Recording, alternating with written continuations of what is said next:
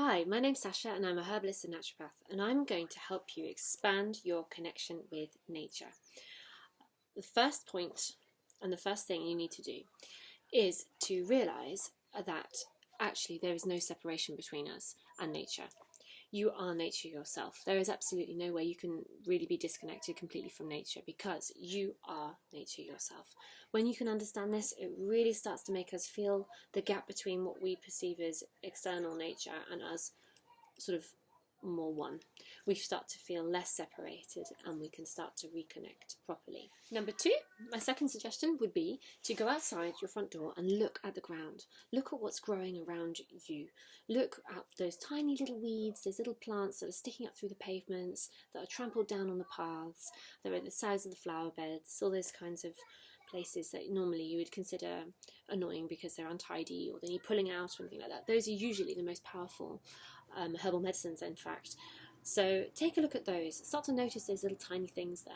Also, if you're in a place with a bit more countryside around you, start to just notice generally the difference between plants.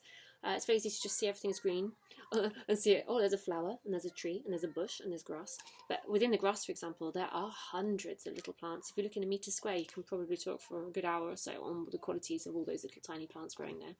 So that's an amazing thing to start to do.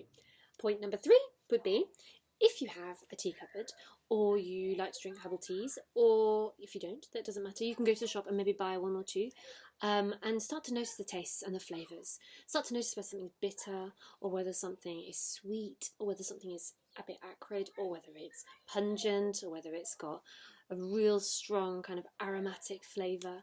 Those things are really, really good to notice.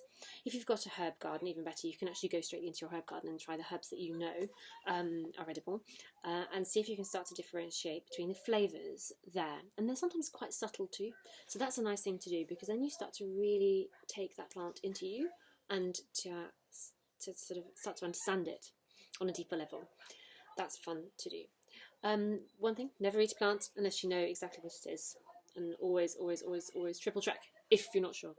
I'll see you next time for more information on how you can expand your connection with nature.